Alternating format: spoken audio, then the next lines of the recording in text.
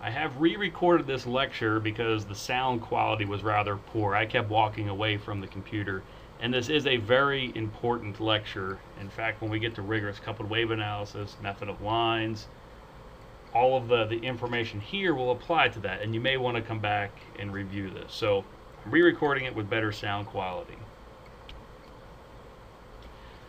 The previous lecture, I introduced the transfer matrix method, and we went through a bunch of stuff. We derived the algorithm, and everything seemed to make sense. And then we showed, well, this doesn't actually work, and we explained why. In this lecture, we're going to reformulate the transfer matrix method. In fact, we're not going to use transfer matrices anymore. We're going to use scattering matrices. However, we'll still call it the transfer matrix method to be consistent with how the rest of the world calls this method. So I'll introduce then the concept of a scattering matrix. And in fact, we will do our scattering matrices much differently, and I think much better than the rest of the computational community. And I'll explain why when we get there. Once we have this formulation of a scattering matrix, now we can look at devices that have multiple layers and connect them together using the framework of scattering matrices. And in the end, we'll talk about calculating reflected and transmitted power from the scattering matrices, some notes on implementation, and I also want to point to some advanced concepts, advanced ways that we can use the scattering matrices to do some very useful things. And at the very end, I'll throw out some alternative to scattering matrices, and the claims are that they're faster and still offer all the benefits of the scattering matrices. I really haven't implemented too many of them, so I can only report to you what I've read from the literature. Here we go. If I was going to summarize what we did in the previous lecture, here's where we are. So we started off with Maxwell's equations from lecture 2. Then for the transfer matrix method, we assumed infinite slabs in the x and y directions and having finite thicknesses in the z direction. And we showed when that happens, we can replace the any x derivative with just jkx and any y derivative in just jky. What this is really telling us is that the only thing interesting that can happen in the x and y directions is that the waves accumulate phase according to these two components of the wave vectors. So we go into Maxwell's equations, we replace those derivatives with jkx and jky, we end up with these 6 equations. Then we normalized everything. We normalized our z coordinate by essentially dividing by wavelength or by multiplying by the free space wave number. And then we also normalized our wave vector components by dividing by k0. And when we do that, we get these 6 equations that look very similar, but they're normalized. The other thing to point out on both of these sets of equations, we only have one independent variable left, that's z, so our derivative has become ordinary. At this point, we solve the third and the 6th equation for the longitudinal components, ez and hz, substituted them into the remaining 4, and we end up here. So we have 4 equations and no longitudinal components.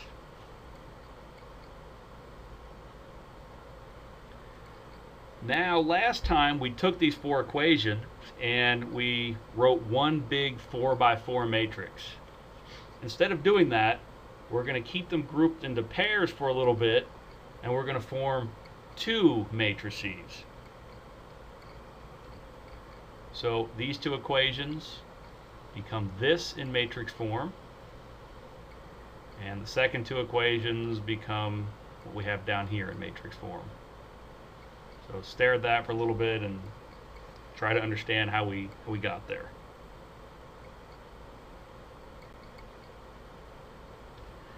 Now I'm going to introduce what I call the PQ form.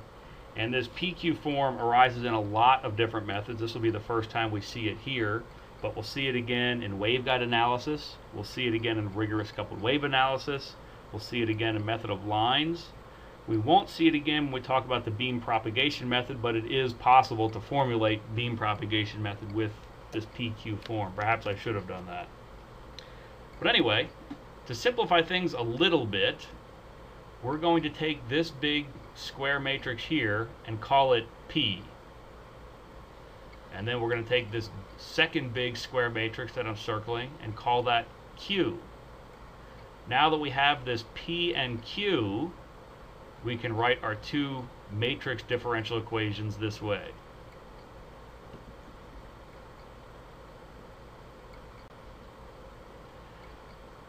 So now we have our two matrix differential equations. They're both first order. Now what we're going to do is substitute one of them into the other and come out with what we'll call a matrix wave equation. So at the top we have our two equations from the last slide. That's two first order matrix equations, equation 1, equation 2. So the first thing I'll do is I'll take equation 1 and take the derivative with respect to z. So I take the derivative on both sides, and what I end up with is the second order derivative of the electric fields equals P times the first derivative of the H fields. This P is a constant, so it came to the outside of the derivative operator. So now we have the derivative of the H fields. Well, if we look at equation 2, we have another way of expressing the derivative of our H fields, just Q times the E fields. So in fact, we're going to replace this derivative with Q times E. When we do that, we end up now with a second order matrix differential equation only in terms of the electric fields. We're going to call PQ now omega squared. Last lecture, the previous lecture, we had just an omega, not an omega squared, because we had a first order differential equation. Now we have second order, so we're calling this omega squared, but it's just P times Q. So we have a second order matrix differential equation, and that is our wave equation. This is what describes waves. So like before, we can solve this equation. And in fact, we can go to any differential equations book. We can look at a second order differential equation of this form, and we can immediately write its solution. Now, we have a second order differential equation. There's fewer terms here. So in fact, what we end up calculating are just the modes that go in one direction. And that'll be described by e to the minus omega z. So in fact, we have to write this twice. We have to do this explicitly now to account for forward and backward. Before, in our previous lecture, we got all of the modes, forward and backward, and we had to go in and figure out which one was which. Now we don't have to do that. Our solution is only modes that travel one way, and we explicitly write them forward and backward. So no mode sorting. That's very cool. We still have this matrix exponential, an omega, this exponential of the omega matrix. So recall from lecture 4, anytime we have a function of a matrix, we can calculate the eigenvectors and eigenvalues of that matrix and write that function this way, where we have the eigenvector matrix multiplying the function operating on the eigenvalue matrix and then dividing by the eigenvector matrix. The reason that this is simple is that the eigenvalue matrix is a diagonal matrix. It just has the eigenvalues going down the diagonal. So in fact, we just apply that function to each of those diagonal elements individually. So what we get back is another square matrix, a diagonal matrix with the function performed onto just the diagonal elements. So if we tie all this together, it's just as if we had performed that function on the matrix A. So we have this exponential term, so our function is an exponential. So we can calculate the eigenvectors and eigenvalues of omega and write that matrix exponential this way. So to give you an idea what e to the lambda z looks like, that's the middle term. It's a diagonal matrix. There's all zeros out here and out here, just numbers going down the diagonal. Okay, so now we write our overall solution this way. We have the electric fields, we have our forward modes, and our backward modes. Another thing that I want to point out is we had originally calculated omega squared, but here we only have an omega. So omega and omega squared have the same eigenvectors, no problem, but when we calculate the eigenvalues of omega squared, we actually get lambda squared back, but we need a lambda in here. So there's a square root operation. We'll calculate the eigenvalues. We'll take the square root of them that you see here and then do the exponential. Just wanted to point that out.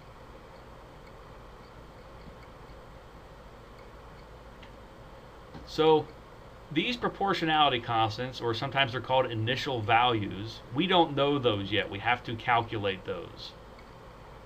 This inverse eigenvector matrix, we will know this at this point. This will be filled with numbers. So we have a big square matrix multiplying a column vector of unknowns. This just leads to another column vector of unknowns. So we'll call that C. So now we write our solution this way, and we avoid some math. We have our eigenvector matrix times the exponential of the eigenvalue matrix, but we also took the square root of the eigenvalues, multiplying these unknown coefficients of our modes. The first term is the forward wave. The second term is the backward wave. I should say waves in plural, because there's more than one mode.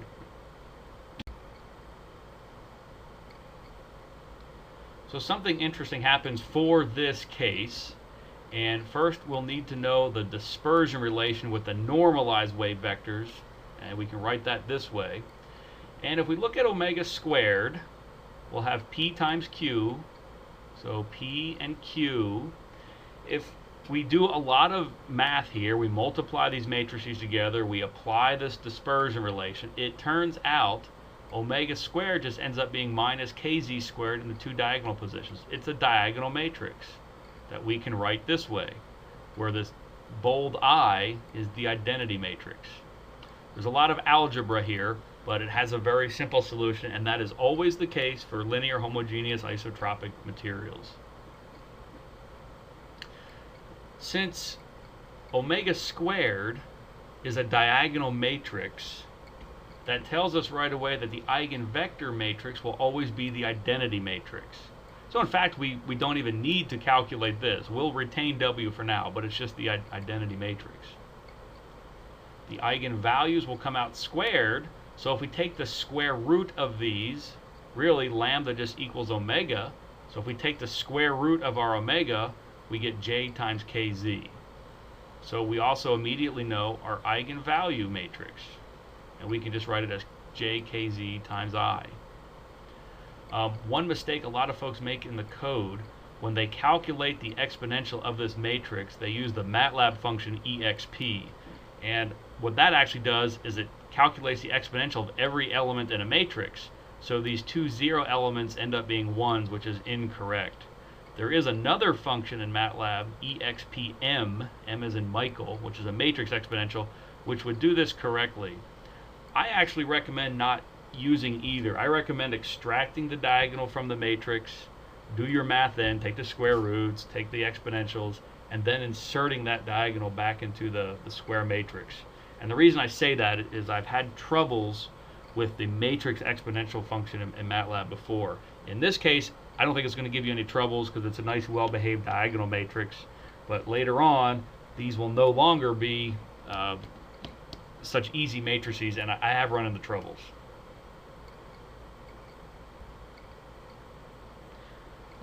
So we just found the solution for the electric fields. We also need now the solution for the magnetic fields.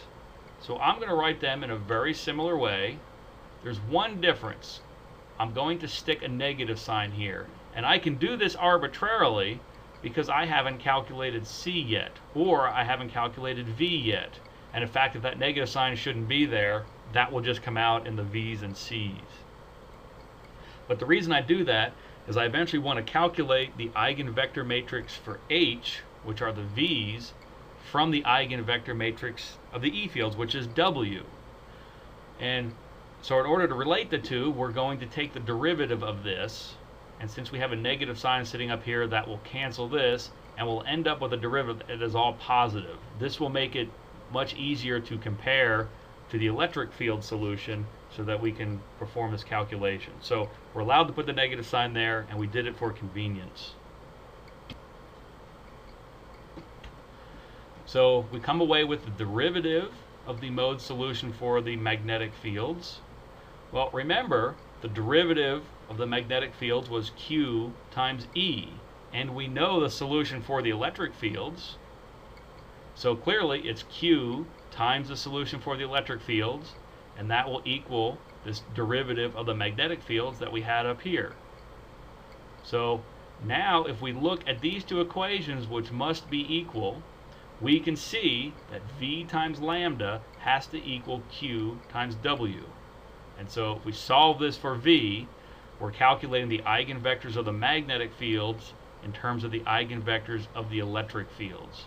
So this equation is always valid. And in fact, when we get to higher order models like rigorous coupled wave analysis, method of lines, that same equation still holds.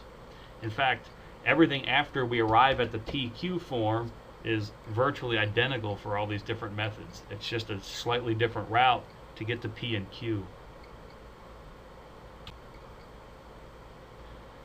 So here we are. Here's the solution for the electric fields. We write it this way.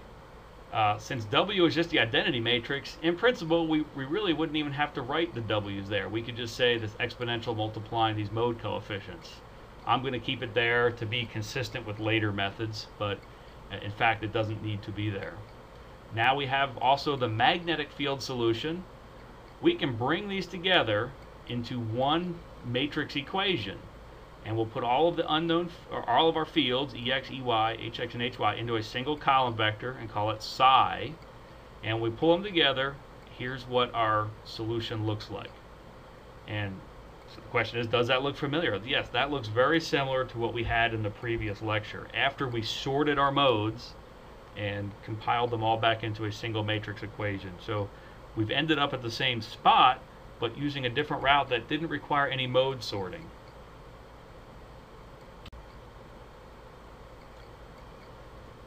So there's really two routes to get to where we were. If your materials are isotropic, homogeneous, it doesn't make any sense to do what we did last time. And in fact, our route to our final solution will be this bottom route. We start with Maxwell's equations, calculate PQ, and end up with our modes.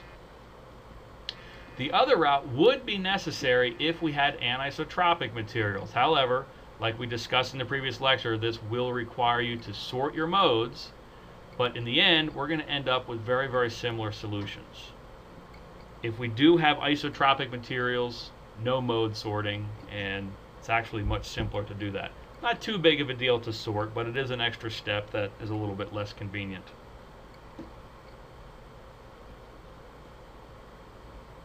Now, instead of calculating transfer matrices for each layer, which we know are unstable, we're going to calculate something called a scattering matrix for a layer. And in fact, we can connect multiple layers in any way, and this is a stable way of connecting multiple layers. So we have a lot of motivations for this. It's what we call unconditionally stable.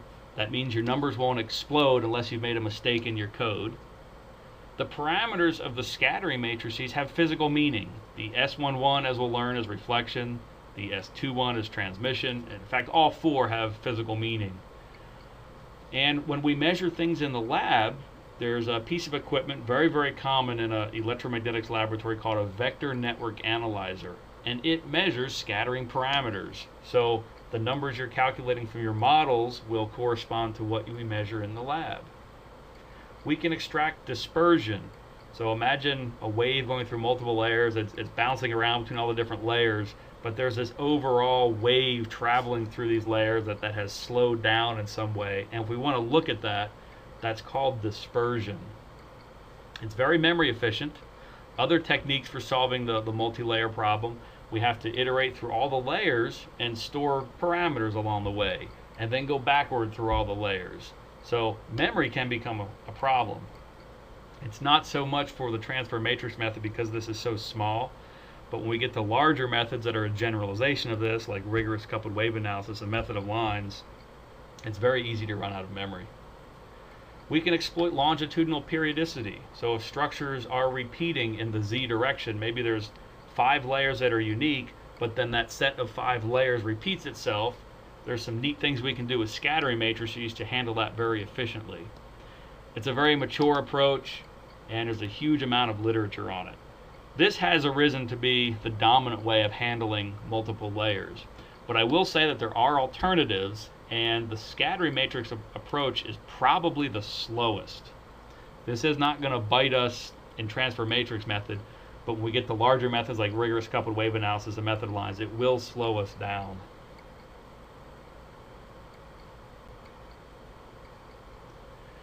So we want to look at the geometry now of a single layer. So the middle section here is our layer, and this is embedded in the middle of a huge stack of layers. The trick here is that what I've drawn on the outside is not the next layer. So this is just as if we pulled this one single layer sub I out from the stack of layers and we're looking at it all by itself. But we can potentially put something on its right. We'll call it medium 2. This is also what we'll call an infinite half space. This goes way out to infinity. And on the other side, potentially a different material that's also an infinite half space, meaning it goes way off to infinity this direction. So we've pulled layer I out of the stack of layers and then surrounded it by two infinite mediums on either side that can be different. The reason we're doing this will become apparent in a little bit. So we want to look at the fields everywhere.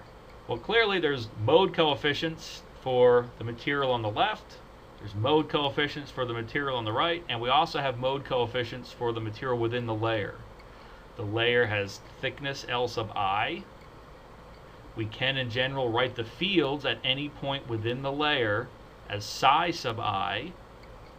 The fields immediately inside layer I, but right up against the boundary, is psi sub I at 0. And the fields all the way the other side are psi sub I at k naught times L. Now the reason I'm multiplying L by k naught is because we formulated everything with a normalized z coordinate. So we're doing that to normalize our L to make sure everything works. So we have this convention for the forward waves, and we have the same convention for our backward waves. So this is how we define all of our parameters and where they exist. For a single layer with infinite materials on either side, we've pulled layer I out of the stack of layers, and it's all by itself right now. So let's look at how the fields are related. We already have an expression to write the field within this layer I. That shouldn't be any surprise. But now I've added the subscript I just to remind us this is the field in the ith layer. So we want to look at our boundary conditions now at this first interface. It's not the mode coefficients that are equal on either side, it's the fields. Remember our physical boundary conditions. The transverse component of the fields are continuous across the interface. Well, fortunately, we eliminated the longitudinal components that are discontinuous, and we're only left with the ones that are parallel to that interface, EX, EY, HX, and HY. So all of those terms are continuous across the interface. So what are the fields in medium 1 right up against this interface? Well, we just write it this way. It's the eigenvector matrix for the fields in medium 1 times the mode coefficients. Then on the second side of the interface, the fields are the psi sub I at 0. So we have the eigenvector matrix for the ith layer multiplying the mode coefficients. Now there is this exponential matrix sandwiched in here, but we made the z coordinate 0, so that exponential matrix becomes the identity matrix, and we just dropped it out. But that technically there is one in here, but if we set z equal to 0, we get the identity matrix and it's gone. Now we look at the boundary conditions for the second interface. So the fields on the left side are psi sub I at k naught L. So now we write this out, psi sub I at k naught L. And of course the fields in the second medium right against the interface are just psi sub 2, which we write as their eigenvectors in medium 2, times the mode coefficients in medium 2. So all we've done here is express the fields within the ith layer and match boundary conditions at either interface. So we have to stop with that temporarily and define what we call the scattering matrix. A scattering matrix is a matrix that really relates inputs to outputs. So we'll draw our layer as a box here.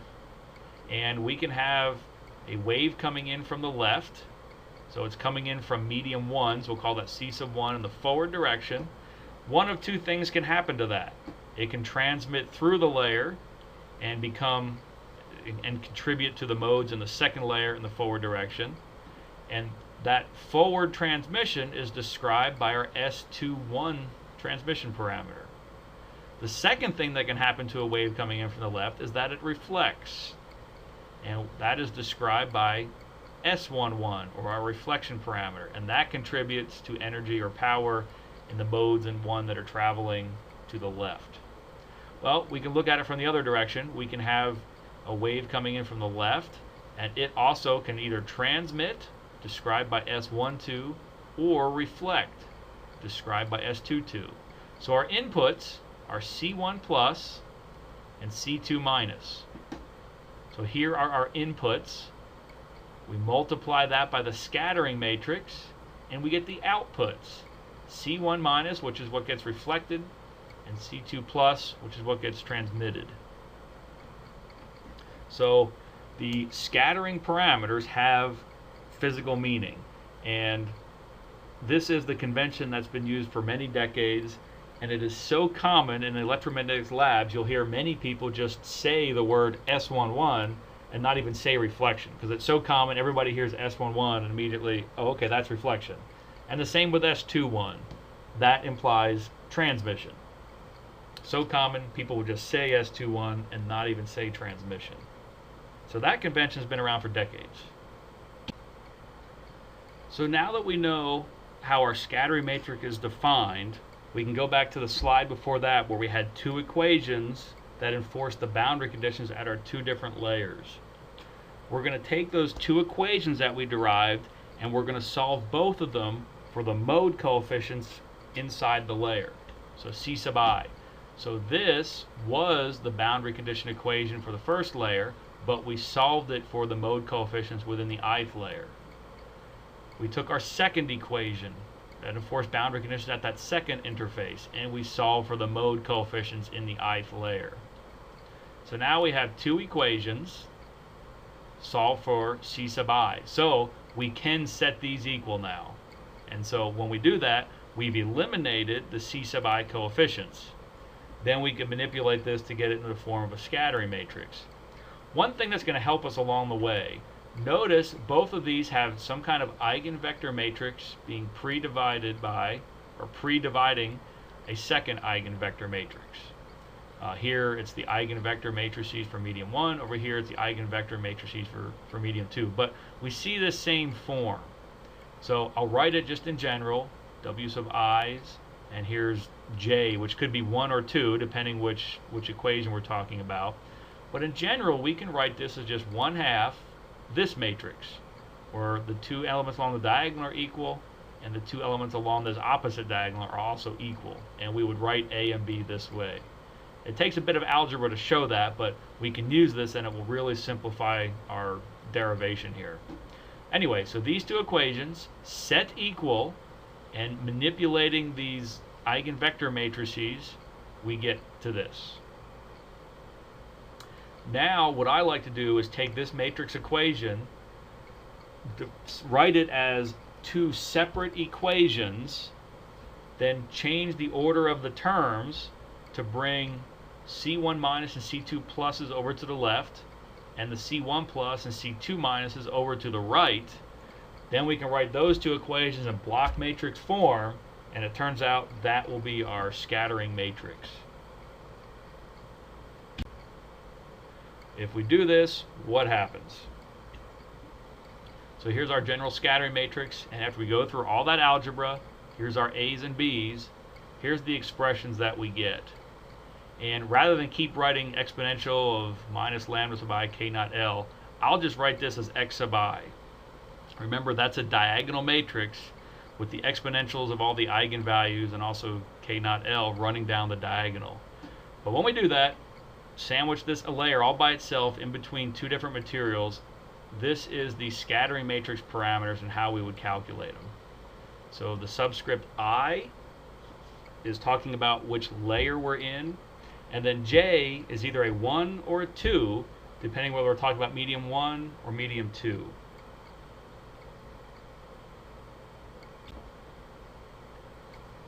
So now here's a warning if you're reading the literature in computational electromagnetics where they're dealing with scattering matrices. 99% of the time they do scattering matrices completely wrong. Mathematically, the stuff works out, they get the correct answer, but they're doing a number of things that is a little bit silly. One is they completely scramble the meanings of the individual scattering parameter terms. The most common one that I've seen is they make S22 a transmission term, which is silly. That's really a backward, should be a backward reflection term. The S12, which is usually a backward transmission term, they make the reflection term. So suddenly the scattering matrices and the computational algorithms that they're talking about are not compatible with the scattering parameters you'd measure in the lab, and it becomes very confusing to understand what they're even talking about. The other thing that's done that's very inconvenient is that we know our scattering matrices relates modes in 2 different layers, but what they'll do is they'll have the scattering matrices relate the mode coefficients inside the layer to mode coefficients on the outside of the layer. And you notice we didn't do that. We related mode coefficients on the outside of both sides of the layer. But by doing it this way, our scattering matrices are inherently asymmetric. It's very confusing, and it really doesn't answer what's happening out here. But it's immediately asymmetric, and what we're going to do next is make ours so our scattering matrices are always symmetric, and when that happens we only have to calculate 2 terms because the other 2 scattering parameters are just equal to the first 2.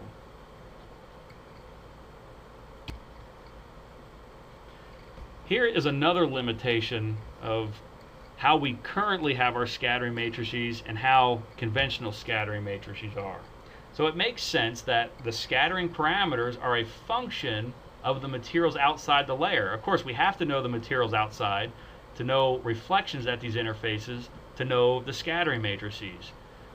But once we calculate that, that means that this layer sub I is always going to have medium 1 on the left and medium 2 on the right if we're going to reuse the scattering matrix we calculated. Well, let's look at an example device and the problem with that. Let's say we have a device, a whole bunch of slabs, but there's only 3 unique layers, a red, a green, and a blue layer. Well, let's look at this green layer. We have a green layer with red on the left and blue on the right. So we can calculate a scattering matrix for it. I would like to reuse that for the next time we come across a green layer. Well, here's the next green layer, but now there's a blue on the left and a red on the right. We have to calculate a whole new scattering matrix. Here's another green layer. It has blue on the left, but now green on the right. And we have to calculate it all over again. This is very numerically inefficient if there is a better way. And I can say the same argument about the red and the blue layers. We can step through this and we can see that we've got a lot of work ahead of us. We're going to have to calculate different scattering matrices for each layer, even though very often we're talking about the same layer. So how can we fix this? We're going to go back to how we defined our scattering matrices. We're going to pull a layer out from the stack of layers, and we're going to surround it by free space on both sides. And so now each of the layers, in a sense, will be surrounded by free space. But as long as we make the free space gap between all the layers have 0 thickness, electromagnetically it will have no effect. Okay, we have more to talk about to figure out how to do that. But now let's say we have our 3 unique layers, but they're surrounded by free space. So I can calculate a scattering matrix for this. The fields that it's actually relating exist in free space. The fields in this next layer also exist in free space, so they're compatible. I can connect them, and in fact, I can change all the different orders. So let's envision our stack this way, where I've drawn in these little tiny free space gaps that we will make have 0 thickness. But now let's look at the green layer again. We have a green layer with a red layer on the left, blue layer on the right, but that doesn't matter because we're calculating the scattering matrix here to calculate mode coefficients that exist in this little tiny free space gap and this tiny free space gap. So it doesn't matter what order these happen in. Here we have blue on the left, red on the right, but the fields are still in this free space gap. So here we only have to calculate 3 unique scattering matrices, and we can willy-nilly put these in any order that we want to and reuse them. That is much more numerically efficient, and we can very easily describe some pretty complex structures. The trick is we can't let those free space gaps have any thickness. They will have 0 thickness. So we're just introducing them for a mathematical convenience, if you will. So here's our revised geometry. How is it we are enforcing the 0 thickness? And that has to do with how we define our fields on the outside. We have a psi1 and psi2, and we're defining them to exist in the free space regions, but right up against the layer. So they're right at the layer, but in the free space region. And on the other side, our psi sub 2s are in the free space region, but right up against the layer. And so as long as we define all of our scattering matrices with the fields on the outside being right up against the edges of the layer, then when we connect it to the next layer, there is exactly zero thickness between the layers, and then those free space gaps have no electromagnetic effect on your device. If we made those free space layers have some thickness, it could change potentially everything about our device. But we're enforcing 0 thickness. Okay, so how do we calculate our new scattering matrix? Well, we calculate it for the general case, so in fact it's easier for the free space case. And as promised, our layer is now symmetric because it has free space on both sides. So the scattering matrix is symmetric. And we'll notice that S11 and S12 are unique, they're different. But then S21 equals S12, which really means it reflects the same way with a forward wave as it does a backward wave. That makes sense. And S22 equals S11, meaning it reflects the same way no matter which direction we're going. So we only actually have to calculate 2 parameters. So we've doubled our speed. We've made this very versatile because we can change the order of layers however we want to. We're doing fewer calculations, less memory, and our S parameters are consistent with convention. So for all those reasons why I argue the way we're doing scattering matrices in this class, which is different than how anybody else is doing it, is much better. They're much more useful, it's simpler, and more versatile, and that we can change order of all the different layers if we want to. Another thing I'll quickly mention, if we have scattering matrices of lossless layers, so there's no gain and no loss, it turns out our scattering matrices are called unitary. And from a qualitative perspective means it conserves energy. All the energy that goes in has to come out somehow, either reflected or transmitted. Mathematically, there's some other consequences that are sometimes useful. The complex transpose, or the Hermitian transpose, is the same as the inverse of our scattering matrices. So if I take the Hermitian transpose of our scattering matrix, multiply by the scattering matrix, I get the identity matrix. And as we would always expect, if I take our scattering matrix and divide by the scattering matrix, we get the identity matrix. But sometimes that comes up, but this only holds when our scattering matrices are unitary, meaning no loss and no gain. If there is loss and there is gain, these rules do not hold. Another thing I'll mention when you're manipulating equations with these scattering matrix terms, the S11 and S21 are usually the bigger numbers and the more dominant numbers in the matrix. So if you have your choice of which one to divide by, you want to divide by the bigger numbers. So divide by S11 and S22 and your derivations will be much more stable. If you divide by these, while mathematically it's correct, you could end up with a less stable code. In fact, the first time I derived the equations for the scattering matrices, there's many different ways.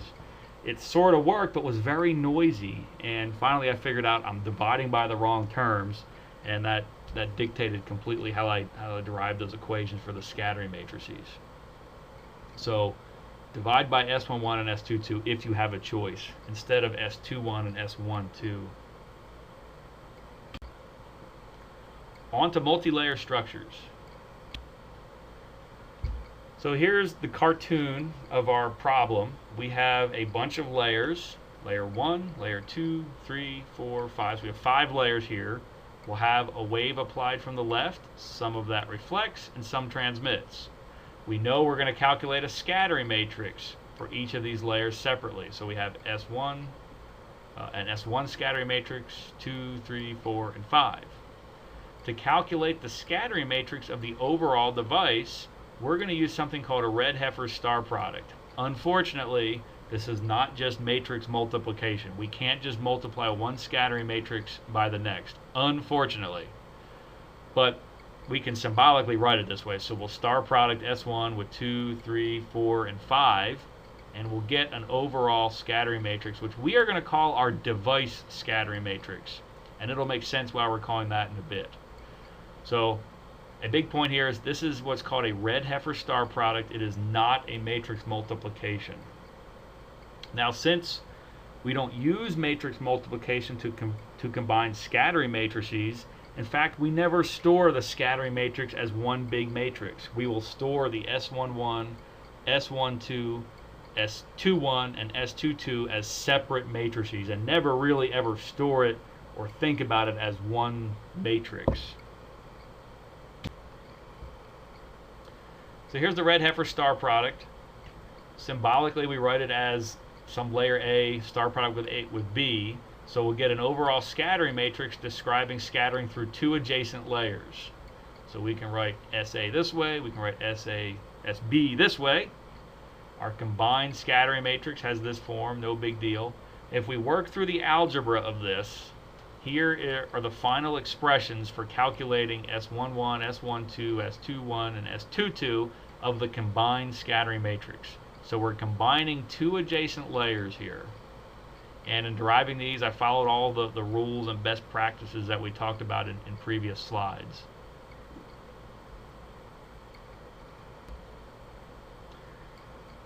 So real quickly, the outline of the derivation is this. We write the definition of the scattering matrix for the first layer. We write the definition of the scattering matrix for the second layer. Now we'll expand both of these into 2 equations and another 2 equations, so we have 4 equations. We will substitute equation 2 into equation 3 and end up with an equation that only has C2 minus. The C2 plus will eliminate. Then we can substitute equation 3 into equation 2 to eliminate the C2 minus and have an equation only with C2 plus. So here are these 2 equations. Now we can substitute our other 2 equations into these 2, and in fact we're left with just a set of equations that have C1 minus, C3 plus, C1 plus, and C3 minus. We eliminated the C2 minus and C2 plus. Those were the intermediate mode coefficients in that between those. So we rearrange terms into this form, and what we're left with are those equations for calculating the Redheffer star product. Not a big deal if you don't follow all this. That's just the derivations for the equations on the last slide. So here's the whole picture. We have our layers surrounded by free space. And we're going to go ahead and we're going to use a Redheffer star product, and we're going to star all these together. And what we're left with, we're going to call our device scattering matrix. And the reason we're calling it that is to differentiate it from something that we'll call the global scattering matrix. So if we connect all the layers of our device together, and we get our device scattering matrix, that is inherently surrounded by free space. And that may or may not be how we wish to model it. If it is how we wish to model it, if it really is surrounded by free space, we're done. Our device scattering matrix is our global scattering matrix. However, if there's ever anything outside the device, we're going to need to connect it to something other than free space. A couple of practical examples of how this could be: if your device is sitting on the earth and you have very, very thick earth underneath, obviously, we need to connect it to that, because it is not free space underneath your device. Another time this happens a lot is in optics. We'll design some photonic structure and we'll probably fabricate it on a silica substrate, And that silica substrate is thousands of millions of wavelengths thick, but the structure is maybe a wavelength or two thick. And it's a really good approximation there to approximate what's on the other side of your photonic structure with just an infinite half-space medium. So the point is, we may need to connect it to something on the outside that is not free space. So we're going to come up with two more scattering matrices. We'll have a reflection region scattering matrix, a transmission region scattering matrix, and a reflection region scattering matrix. So our overall global scattering matrix, which describes the final configuration of scattering, has our device scattering matrix, but we star product with the reflection region scattering matrix to connect it to potentially a material on this side, and we star product with the scattering matrix for the transmission region to connect it potentially to something on this side. Now, as I mentioned, if there really is free space on one of the sides, we don't need to star product on that side. But once we've done this and we star product, connect it to whatever's outside our device, the final scattering matrix is our global scattering matrix.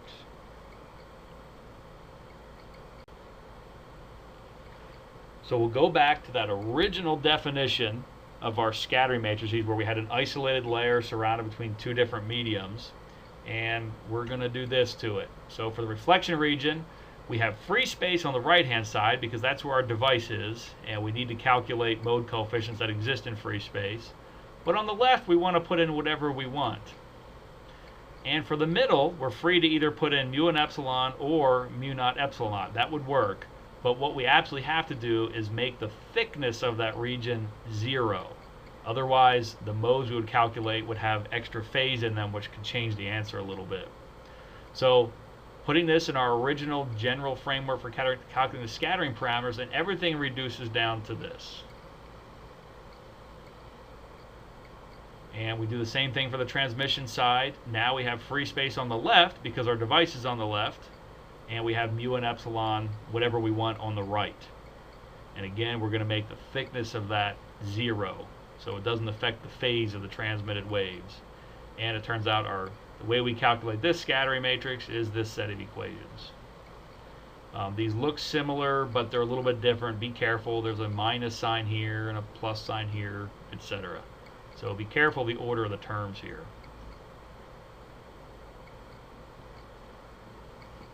Okay, making good progress. So I've stepped you through how to calculate this overall global scattering matrix. Now we need to learn how to use that. How do we interpret that to calculate transmitted and reflected power? As a reminder, we have an incoming wave described by a wave vector, k ints, and it has two angles associated with it. It has an elevation angle theta, and it has this azimuthal angle phi, theta and phi. So here's how we calculate our incident wave vector. And also remember from a previous discussion, we have two unit vectors describing our two different polarizations, TE and TM, and we calculate them with this recipe. Once we have these two unit vectors, our overall composite polarization vector is the amplitude of our TE wave times the unit vector of the TE wave, plus the amplitude of the TM wave times the unit vector of the TM mode. What we want to choose this in the end so that its magnitude is 1. That'll be very useful to us. Not absolutely necessary, but it's going to make our transmission and reflection calculations much easier. Okay, onward. So we have a global scattering matrix, and it relates inputs to outputs. So let's look at this picture on the lower right. I've never actually modeled anything with an input coming from the right. There's usually only one wave hitting your device. If there is two, you'd have to keep that. But 99.99% of the time, you're not going to have a second applied wave. So we'll drop this, and we don't typically use it. So that would come in here. But we only have one applied wave. We'll just call the mode coefficients of that C incident. If we multiply this by the global scattering matrix, we get the mode coefficients of the reflected modes and the coefficients of the transmitted modes. So how do we get C ints? It's it's the x and y components of our applied wave and then we are pre-dividing by the eigenvector matrix in the reflection region to get the mode coefficients. And remember that the x and y components of the applied wave really are those two polarization vector components that we calculated on the previous slide. So we'll calculate px and py, and that's px and py here. This is always going to be the identity matrix. So in fact, the mode coefficients of the incident wave really just are px and py. I mentioned we never really use the scattering matrix as an overall matrix, and we're going to store the individual components separately. So in fact, we're going to be using these two equations to calculate mode coefficients of the reflected waves and mode coefficients of the transmitted waves. Reflected waves is just S11 times the applied wave. The transmitted wave is S21 times the applied wave. So now we have taken our global scattering matrix and calculated the mode coefficients of the reflected and transmitted waves. We still don't know how much power is in them relative to the applied power. Right now we just know the mode coefficients. In order to calculate power, we need to calculate what the electric fields are. So remember how these are related. The electric fields are the eigenvectors times the mode coefficients. Now for our case, remember this is the identity matrix, so in fact our mode coefficients are the field components. But when we get to higher order models like rigorous coupled wave analysis, methodolized, that won't be the case. So let's leave the W in there. Cref was S11 times the applied mode coefficients, and the applied mode coefficients were the inverse of the reflection eigenvectors times the fields. And remember, these were the polarization vectors. And we can step you through the same thing for the transmitted side.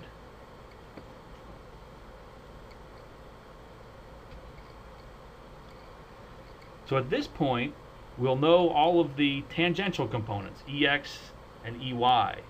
We need the Z components. And so we'll get that from the divergence equation. The divergence equation sets a rule relating the X and Y components of E. So if we know two of them, we can calculate the third because they have to satisfy divergence. So we go through all this and we can calculate the Z component this way. Now the X and Y components are the same throughout all the layers, but the Z components change, so we need different Z components depending whether we're calculating power in the reflection region or the transmission region. So we'll have two of those now. Once we know all three field components, now we can calculate how much power is in those waves. And usually what is more interesting or more useful, instead of how much power is in the transmitted reflected wave, it's what fraction of power are in the reflected and transmitted waves. So how much of the power from the applied wave ends up being reflected or transmitted. And we'll call that reflectance and transmittance, defined as the fraction of power that's either reflected or transmitted. So here's how we'll define it. Power in the reflected wave is proportional to the electric field squared. Power in the applied wave is proportional to the electric field squared. But we can calculate reflectance as just the ratio of those two, because whatever constants might be out here to calculate the actual power would cancel. So we calculate reflectance this way. In lecture 7, we're going to step through this derivation in detail. We're going to skip it right now. Suffice to say that we calculate our transmittance this way. So this will be the fraction of power from the applied wave that ends up being transmitted. So we have a similar ratio here of the amplitude squared of the transmitted wave divided by the amplitude of the applied wave. But we have the real part of the ratio of the permeabilities, the relative permeabilities, and the ratio of these K vectors. So it's a little bit strange that they're there, and we'll get into that in lecture 7. Now once we know reflectance and transmittance, it is always a good idea to check for conservation of energy. So if we add reflectance and transmittance, assuming we didn't have any loss or gain in our model, the sum of those should equal 1. Now if we put loss in our model, that should come out being less than 1. And if we put gain in our model, it comes out to be greater than 1. And if we have loss and gain, who knows what it'll be. But even if you're going to model loss or gain, it's always a good check. Build your device. Turn off the loss and gain at first. Model the device without the loss and gain. Make sure that conservation of energy is held, because if it's not, clearly something's wrong with your code. And if you had just immediately put in the loss or gain, it's hard to say whether there's a problem with your code or that is the correct answer. So check for conservation of energy, then turn on the loss or gain, and you'll have a higher degree of confidence in your answer. It's still not a guarantee that it's right, but it's definitely wrong if you violate conservation of energy with loss or gain turned off. So let's add a couple of notes and hints about implementing this method. So storing the problem, there's no grid here. We just store all the information for the layers separately. So what is the information for all these different layers? Well, I like to store the relative permittivity in a one-dimensional array. So here we're talking about 3 layers. That'll have a dielectric constant of 2.5 in the first layer, dielectric constant 3.5 in the second layer, and a dielectric constant of 2.2 or 2.0 in the third layer. Then I'll store the relative permeabilities in a same 1D array, and then the layer thicknesses in yet another 1D array. So this describes our layers. Well, we also need the materials in the external regions. So ER1 and UR1 are so ER1, UR1 is the relative permittivity and relative permeability on the reflection side of the device. And then ER2 and UR2 are the relative permittivity and relative permeability on the transmission side. We need the angles of the source, theta and phi. We need the amplitudes of our 2 polarizations and wavelength. So this set of information will completely describe the problem. We'll put that at the front of the code, and then the rest of the code will all be relative to this.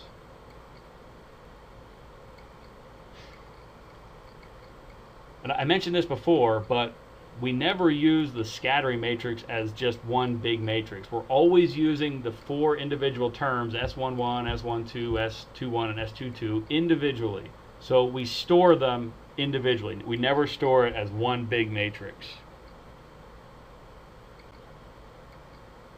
Let's talk about an efficient star product. This isn't such a big deal for transfer matrix method, but the size of the matrices, of these scattering matrices, is going to grow a lot when we get to higher order methods like rigorous coupled wave analysis and method of lines. So this scattering matrix calculation, as simple as it looks, is actually going to be pretty time consuming. And right away we can see some redundant calculations. Notice this inverse term here is the same as the inverse term here. This inverse term is the same as this inverse term. So we don't want to do that twice. So I like to calculate these ahead of time, and then we calculate the 4 terms of the combined scattering matrix this way. So it saves some redundant calculations, and it's a bit faster. So I like to do it that way. It's not necessary, I just think it's a little bit faster. Let's talk about some simplifications that are specific to the transfer matrix method, which is a one-dimensional model, and it's also specific to linear homogeneous isotropic media. So all the eigenvector matrices for the electric fields are just the identity matrix. Our omega is always reduced down to just j kz times I. This means that our eigenvalue matrices are just omega. We mentioned that before. Since omega is a diagonal matrix, that's what made the eigenvector matrix the identity matrix, and the eigenvalue is simply equal to omega. So here is our original equation for calculating the eigenvectors of the magnetic fields. Well, W is the identity matrix, so it drops out. And in fact, we don't need a lambda matrix because omega is that. So we can calculate V as just Q divided by omega. For calculating our A and B constants, when we're doing star products and calculating scattering matrices, if these are both the identity matrix, then this product or division will be the identity matrix. So in fact, we can use these equations now to calculate A and B. The mode coefficients of the applied wave are just the 2 x and y components of the polarization vector, and the electric field components of the reflected waves is just S11 times those mode coefficients we just calculated. And the same thing for the transmitted side. So, because our W's are the identity matrix. So a lot of these equations simplify down even further.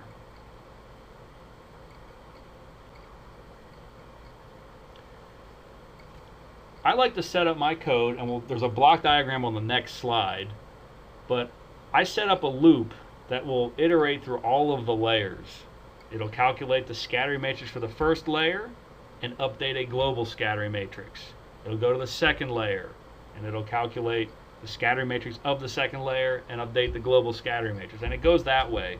So in order to make that loop sort of dumb, we have to initialize a global scattering matrix before entering into that loop.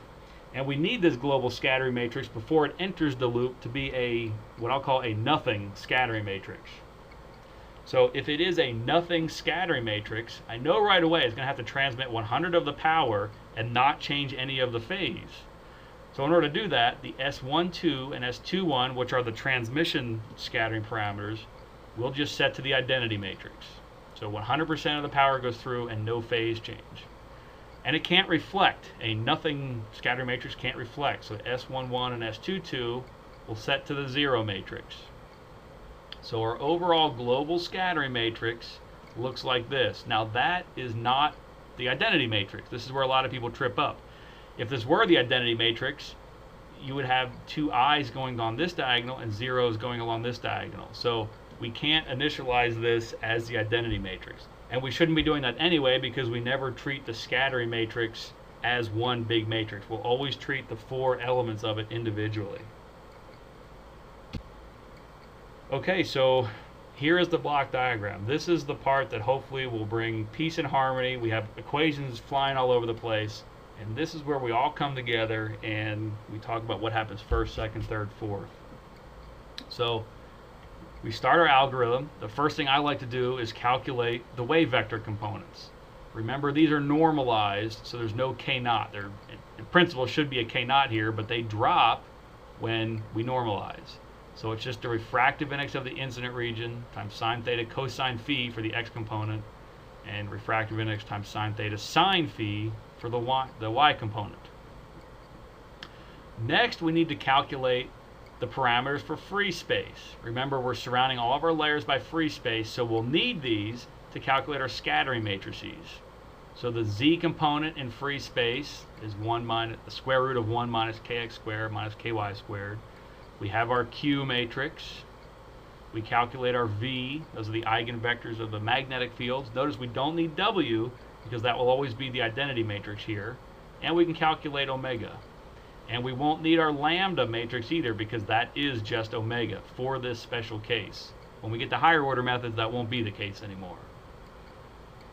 Before we enter our main loop, we initialize our global scattering matrix. And while I'm writing it this way, really we're setting S11 to 0, S12 to the identity matrix, S21 to the identity matrix, and S22 to 0. Now we're ready to enter the main loop. So we come into the first loop. We're talking about the first layer. We'll calculate the kz component in that layer. We'll calculate the q matrix in that layer.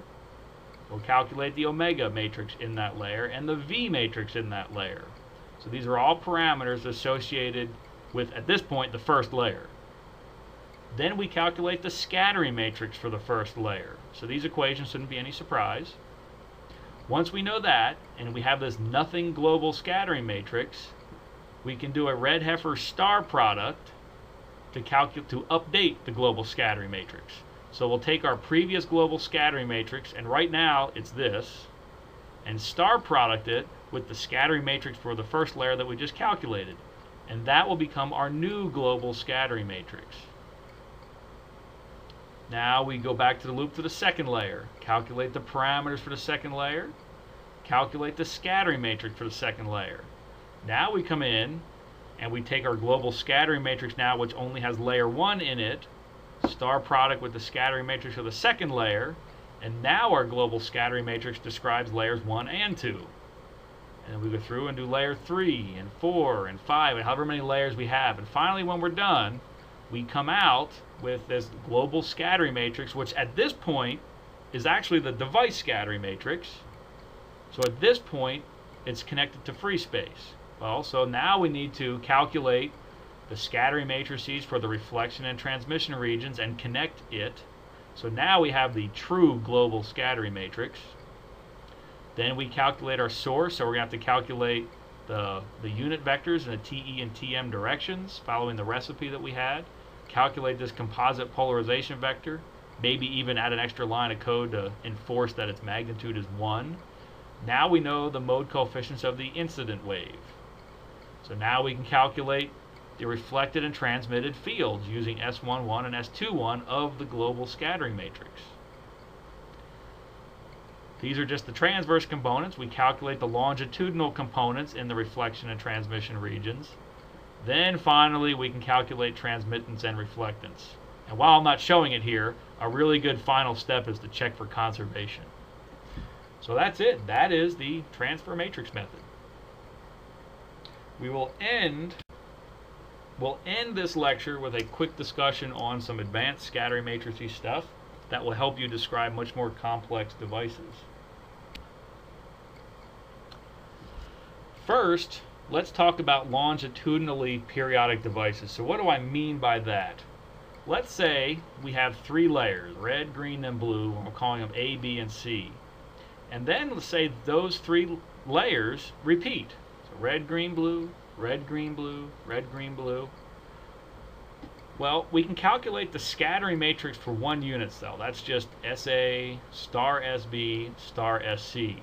So this composite scattering matrix describes 3 layers. So how can we efficiently describe propagation through this stack of 8 unit cells? Well, one way we can do it is just say SA star SB star SC star SA star SB through all of these layers. That absolutely will work, but that's the least efficient. One thing that's a little bit more efficient, but still inefficient, is to take the composite scattering matrix and star product it with itself 8 different times. Well, this is 3 times faster, 3 times as efficient, and we still get this overall scattering matrix. But it turns out there's a better way to do this. And we'll call it cascading and doubling.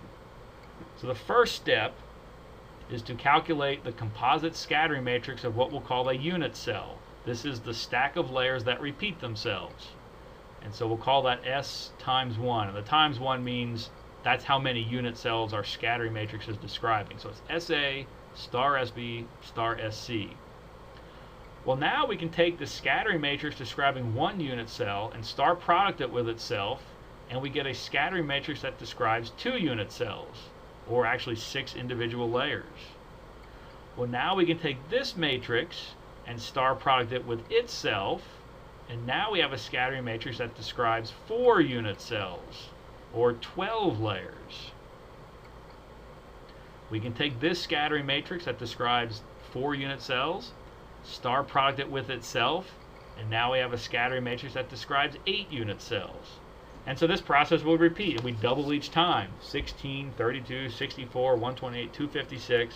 And very, very quickly we can describe a huge, huge number of layers. It's very easy to do thousands and even millions of layers doing this. Fiber Bragg gratings is an area where this comes in and you'd want to do something like this.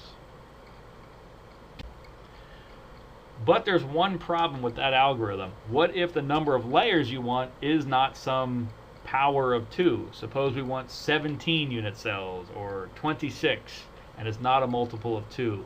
So we can generalize this a little bit, and here's how you do it. So the first step is to calculate the scattering matrix of the unit cell. This is the thing that you want to cascade and double, so it's still SA, SB, SC.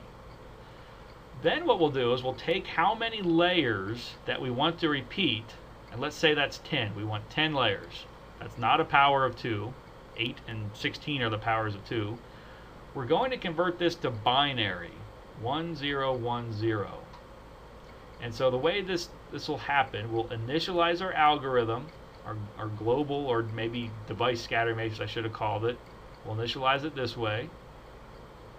And we will construct a scattering matrix for just 1 unit cell. And we will initialize our cascaded and doubled scattering matrix with this. So right now, while that's n layers, it's only going to be 1. That's just how we initialize it. Then we go into the algorithm. Well, we look at our first binary digit. If that is a 1, then we need to include this scattering matrix into the global scattering matrix. If it's not, we just go on. And so right now we have a binary digit of 0. We don't need it. But what we will do then is do a cascading and doubling step. We're going to update this S times N by star producting with itself. Well, if this is our first pass through the loop, this is now going to describe 2 unit cells. Well, now we go back. Let's look at the second binary digit. That is a 1. So in other words, we need S times 2, or the scattering matrix that describes 2 unit cells. So we're going to update our global scattering matrix by star producting it with whatever this cascaded and doubled scattering matrix is. Then we go ahead and we double it again. And this will now be describing 4 unit cells. And we go back. Is that place a 0 or a 1? It's a 0. We don't need that one. But we will go ahead and double again. And now we're describing 8 unit cells. And we go up. We do have a 1. So we update our global scattering matrix then with the times 8 scattering matrix. And we're done. We've gone through all the binary digits. Our global scattering matrix is essentially going to be S8 star producting with S2. So 8 unit cells and 2 unit cells gives us 10 unit cells.